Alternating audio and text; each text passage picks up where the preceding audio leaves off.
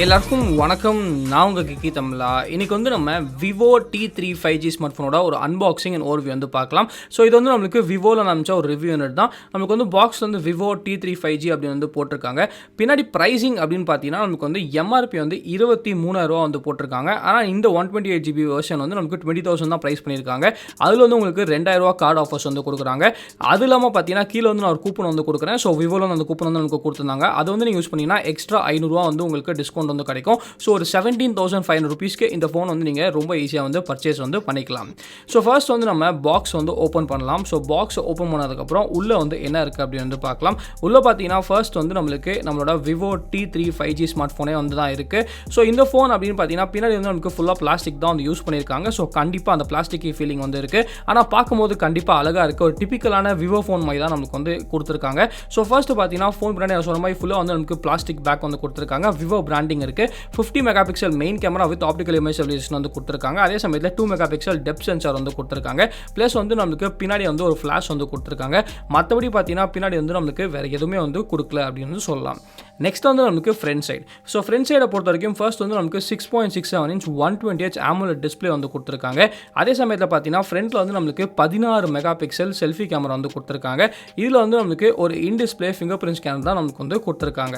அது இல்லாமல் பார்த்தீங்கன்னா இது வந்து நமக்கு 5000 mAh பேட்டரியும் நமக்கு வந்து அவுட் ஆஃப் த பாக்ஸ் வந்து கொடுத்துருக்காங்க. ப்ளஸ் வந்து நமக்கு 44 வாட் சார்ஜரும் நமக்கு வந்து கொடுத்துருக்காங்க. நெக்ஸ்ட் பார்த்தீங்கன்னா இதில் வந்து நமக்கு ஸ்டீரியோ ஸ்பீக்கர் சப்போர்ட் வந்துருக்கு. ஒரு ஸ்பீக்கர் கீழே இருக்குது, இன்னொரு ஸ்பீக்கர் பார்த்தீங்கன்னா மேலே வந்து நமக்கு கொடுத்துருக்காங்க. அதே சமயத்தில் அப்படின்னு பார்த்தீங்கன்னா நமக்கு வந்து இதில் வந்து ஹைப்ரிட் சிம் ஸ்லாட் வந்து கொடுத்துருக்காங்க. ஸோ நீங்கள் வந்து 2 நானோ சிம் போட்டுக்கலாம், இல்லாட்டி ஒரு நானோ சிம் ஒரு மைக்ரோ எஸ்டி கார்டு வந்து உங்களால் வந்து போட்டுக்க முடியும். மேலே அப்படின்னு பார்த்தீங்கன்னா நமக்கு வந்து வேறு எதுவுமே இல்லைங்க. மேலே வந்து நம்மளுக்கு ஒரே ஒரு மைக்ரோஃபோன் மட்டும் தான் கொடுத்துருக்காங்க. அந்த மேலே இருக்க ஸ்பீக்கர் வந்து நம்மளுக்கு இயர் பீஸும் ஸ்பீக்கரும் ஒரே இதுவாக தான் நமக்கு வந்து ஆக்ட் வந்து பண்ணுது. மற்றபடி பார்த்தீங்கன்னா ஃபுல்லாக வந்து நமக்கு ஃப்ரேமும் வந்து பிளாஸ்டிக்கில் தான் வந்து கொடுத்துருக்காங்க. நெக்ஸ்ட் வந்து நம்மளுக்கு right hand side. So right hand சைடை பொறுத்த வரைக்கும் அப்படின்னு பார்த்தீங்கன்னா நமக்கு வந்து பவர் ஆன் ஆஃப் பட்டன் வந்து கொடுத்துருக்காங்க. அதே சமயத்தில் வந்து நம்மளுக்கு வால்யூம் அப் பட்டன் அப்புறம் வால்யூம் டவுன் பட்டன் வந்து நம்மளுக்கு கொடுத்துருக்காங்க. மற்றபடி அப்படின்னு பார்த்தீங்கன்னா நமக்கு வந்து வேறு எதுவுமே வந்து கொடுக்கல. நெக்ஸ்ட் வந்து நமக்கு left hand side. So left hand side அப்படின்னு பார்த்தீங்கன்னா நமக்கு வந்து லெஃப்ட் ஹேண்ட் சைடு வந்து க்ளீன் ஸ்லேட்டுங்க. லெஃப்ட் ஹேண்ட் சைடும் நமக்கு வந்து எதுவுமே வந்து கொடுக்கல. பட்டன்ஸ் வந்து நமக்கு பெருசாக வந்து டாக்டைலில் தான் இருக்குது. அங்கே வந்து நமக்கு பெருசாக வந்து பிரச்சனை இல்லை அப்படின்னு வந்து நம்ம சொல்லலாம். நெக்ஸ்ட் அப்படின்னு பார்த்தீங்கன்னா ப்ராசஸரை பொறுத்த வரைக்கும் இதில் வந்து நமக்கு டைமென்சிட்டி 7200 ப்ராசஸர் வந்து கொடுத்துருக்காங்க. UFS 2.2 ஸ்டோரேஜ் தான் அவுட் ஆஃப் த பாக்ஸ் வந்து கொடுத்துருக்காங்க. ஸோ நம்ம வந்து ரீசெண்டாக ஐக்கூ Z9 அன்பாக்சிங் வந்து பார்த்தோம். அதே ஃபோன் தாங்க கிட்டத்தட்ட வந்து விவோ நம்மளுக்கு வந்து விவோ பிராண்டிங் பண்ணி இந்த ஃபோன் வந்து நமக்கு லான்ச் பண்ணியிருக்காங்க அப்படின்னு சொல்லலாம். 5G பொறுத்த வரைக்கும் 8 5G பேண்ட்ஸ் வந்து அவுட் ஆஃப் த பாக்ஸ் வந்து நமக்கு கொடுத்துருக்காங்க. 5G வந்து நான் டெஸ்ட் பண்ணேன். 5G வந்து நம்மளுக்கு ஃபாஸ்ட்டாகவே இருக்குது. அங்கே வந்து நம்மளுக்கு எந்த விதமான ஒரு பிரச்சனையும் இல்லை அப்படின்னு வந்து சொல்லலாம். நெக்ஸ்ட் வந்து பாக்ஸ்க்குள்ளே ஒரு நார்மலான TPU கேஸ் வந்து கொடுத்துருக்காங்க. ஸோ பெருசாக வந்து சொல்லிக்கிற அளவுக்கு எதுவுமே இல்லைங்க. இது வந்து ஒரு நார்மலான ஒரு பிளாஸ்டிக் கேஸ் அப்படின்னு வந்து சொல்லலாம். நெக்ஸ்ட் வந்து உள்ளே வந்து நமக்கு குவிக் ஸ்டார்ட் கைடும் கொடுத்துருக்காங்க. அதே சமயத்தில் நமக்கு வந்து அந்த வாரண்டி கார்டு வந்து நமக்கு கொடுத்துருக்காங்க. அப்புறம் வந்து நம்மளுக்கு இதில் வந்து 5000 mAh பேட்டரி வித் வந்து நமக்கு 44 வாட் சார்ஜர் வந்து பாக்ஸ்லேயே கொடுத்துருக்காங்க. ஒரு ப்ரொப்ரைட்டரியான C டைப் கேபிளும் நமக்கு வந்து கொடுத்துருக்காங்க. ஸோ இப்போ வந்து இந்த ஃபோனுக்கு வந்து நம்ம ஃபர்ஸ்ட் பூட் வந்து கொடுக்கலாம்.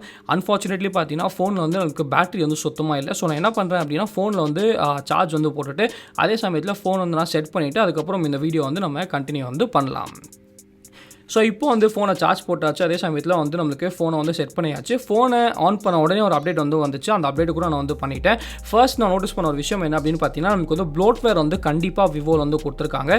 ஒரு நல்ல விஷயம் என்ன அப்படின்னு பார்த்தீங்கன்னா நமக்கு வந்து ப்ளோட்வேர் வந்து எக்கச்சக்கமான ப்ளோட்வேர் இல்லை, கொஞ்சம் ப்ளோட்வேர் தான் கொடுத்துருக்காங்க. ப்ளஸ் அதை வந்து நம்மளால் அன்இன்ஸ்டாலும் வந்து பண்ணிக்க முடியுது.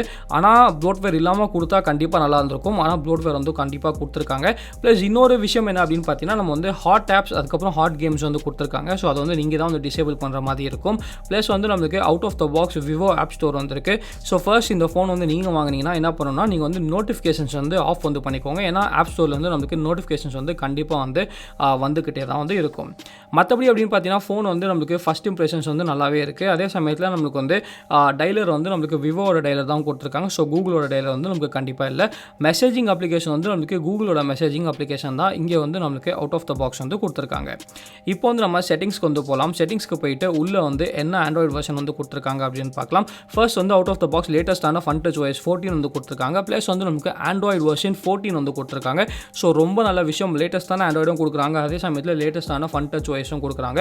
ஸோ இதுக்கு வந்து நம்ம விவோக்கு வந்து ஒரு பெரிய தம்ஸ் அப் வந்து சொல்லலாம். மற்றபடி நீங்கள் பார்க்கலாம் டைமண்ட்ஸ்டி 7200 ப்ராசஸர் அப்படின்னு கொடுத்துருக்காங்க.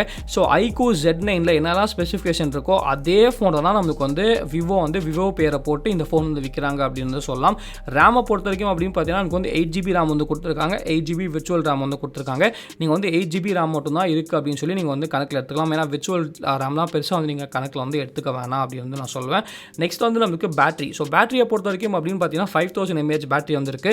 ஸோ இப்போ வந்து நான் iQOO Z9 தான் ஃபுல்லாக வந்து டெஸ்ட் பண்ணிட்டு இருக்கேன். ஸோ அதில் வந்து ஒரு 5 ஹவர்ஸ்லேருந்து ஒரு 5.5 hours கிட்ட வந்து நமக்கு பேட்டரி லைஃப் வந்து வருது. மேக்ஸிமமாக நம்மளுக்கு வந்து ஒரு 6 மணி நேரம் ஸ்க்ரீன் ஆன் டைம் வந்து வருது.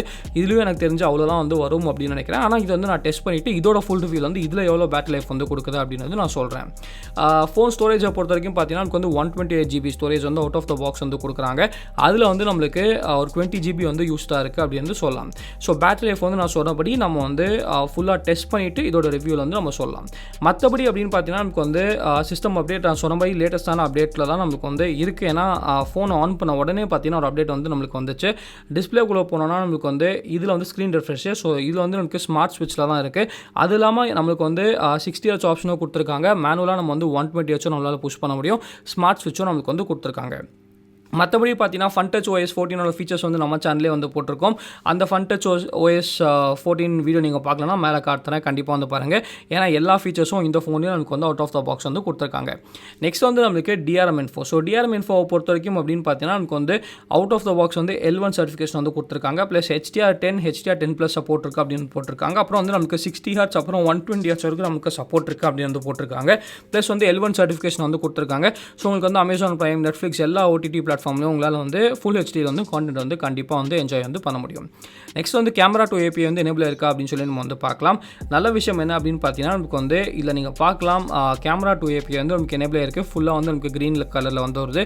ஸோ இதில் வந்து நமக்கு கூகுள் கேமரா வந்து ரொம்ப ஈஸியாக வந்து உங்களால் இன்ஸ்டால் வந்து பண்ணிக்க முடியும். ஸோ கூகுள் கேமராவுக்கு டெடிக்கேட்டடாக வீடியோ வேணுன்னா கீழே வந்து கமெண்ட் செக்ஷனில் வந்து கமெண்ட் பண்ணிக்கோங்க. ஃபைனலாக அப்படின்னு பார்த்தீங்கன்னா நம்மளுக்கு வந்து finger print scanner. So finger print ஸ்கேனை பொறுத்த வரைக்கும் இன்டிஸ்பிளே ஃபிங்கர் பிரிண்ட் ஸ்கேன் தான் கொடுத்துருக்காங்க. அந்த இன்டிஸ்பிளே ஃபிங்கர் பிரிண்ட் ஸ்கேன் வந்து ரொம்ப ஃபாஸ்ட்டாக இருக்குது. அங்கே வந்து நம்மளுக்கு எந்த விதமான ஒரு பிரச்சனையும் இல்லை அப்படின்னு சொல்லலாம். நெக்ஸ்ட் வந்து நம்மளுக்கு கேமராஸ். ஸோ கேமராஸை பொறுத்த வரைக்கும் பின்னாடி வந்து 50 MP மெயின் கேமரா கொடுத்துருக்காங்க. இதில் வந்து எந்த விதமான ஒரு அல்ட்ரா வைடோ டெலிஃபோட்டோ நம்மளுக்கு வந்து கொடுக்கல. செல்ஃபி கேமரா பொறுத்த வரைக்கும் நமக்கு வந்து 16 MP செல்ஃபி கேமரா வந்து கொடுத்துருக்காங்க. வீடியோ பொறுத்த வரைக்கும் மேக்ஸிமமாக வந்து உங்களால் 4K 30 FPS வந்து உங்களால் வந்து ரெக்கார்ட் வந்து பண்ணிக்க முடியுது. ஃப்ரண்ட்டில் அப்படின்னு பார்த்தீங்கன்னா உங்களால் வந்து 1080p 30 FPS தான் உங்களால் வந்து மேக்ஸிமமாக ரெக்கார்ட் வந்து பண்ணிக்க முடியுது. மற்றபடி பார்த்தீங்கன்னா நம்ம iQOOல விவோவில் பார்த்து அதே கேமரா ஆப் தான் நமக்கு வந்து கொடுத்துருக்காங்க. ஃபோட்டோஸ் அப்படின்னு பார்த்தீங்கன்னா நமக்கு வந்து டிஃபால்ட்டாக விவிட் மோடில் தான் நமக்கு வந்து ஃபோட்டோஸ் வந்து எடுக்குது. நம்ம விவிட் மோடில் தான் ஃபோட்டோஸ் வந்து எடுத்தேன். சில டைம் நம்மளுக்கு வந்து ஓவர் சேச்சுரேஷன் வந்து பண்ணுது. மெயினாக பார்த்தீங்கன்னா நமக்கு வந்து இந்த வார்மான கலர்ஸ்லாம் எடுக்கும்போது கொஞ்சம் ஓவராக வந்து சேச்சுரேட் வந்து பண்ணுது. நெக்ஸ்ட்டு பார்த்தீங்கன்னா நமக்கு வந்து சில டைம் வந்து அந்த HDR வந்து நமக்கு சரியாக வந்து ட்ரிகர் வந்து ஆக மாட்டேங்குது. மற்றபடி அப்படின்னு பார்த்தீங்கன்னா ஃபோட்டோஸ் வந்து விவிட் மோடில் போட்டால் கொஞ்சம் நல்லா சேச்சுரேட்டடாக இருக்குது. நார்மல் மோடில் வந்து உங்களுக்கு வேணால் நார்மல் மோடில் போட்டு எடுத்துக்கோங்க. பெருசாக நமக்கு வந்து அதில் அவ்வளோவா சேச்சுரேஷன் வந்து இல்லை அப்படின்னு சொல்லலாம். ஃபோட்டோஸை பொறுத்த வரைக்கும் நல்லாவே வந்து நமக்கு ஃபோட்டோஸ் எடுக்குது. இங்கே வந்து பெருசாக வந்து எனக்கு வந்து எந்த விதமான பிரச்சனையும் இல்லை அப்படின்னு சொல்லலாம். ஆனால் நான் சர்ப்ரைஸான விஷயம் என்ன அப்படின்னு பார்த்தீங்கன்னா செல்ஃபி கேமராவில் பார்த்தீங்கன்னா SD ரெசல்யூஷனும் நமக்கு வந்து ரொம்ப நல்லா இருக்குது. அதே சமயத்தில் ஸ்கின் டோன்ஸும் நமக்கு வந்து கண்டிப்பாக நல்லா இருக்குது. செல்ஃபி கேமரா நமக்கு வந்து ரொம்ப சூப்பராக வந்து பர்ஃபார்ம் பண்ணுது அப்படின்னு சொல்லலாம். ஸோ நீங்கள் இதை பார்த்து என்ன நினைக்கிறீங்க அப்படின்னு சொல்லி கீழே வந்து கமெண்ட் செக்ஷனில் வந்து கமெண்ட் பண்ணுங்கள். இந்த வரைக்கும் தான் வீடியோ பிடிச்சா லைக் பண்ணிக்கோங்க, பிடிக்குதுன்னா லைக் பண்ணிக்கோங்க. வேறு ஏதாச்சும் கமெண்ட் மறக்காமல் உங்கள் சேனலுக்கு சப்ஸ்கிரைப் பண்ணிக்கோங்க. மகிழ்ச்சி.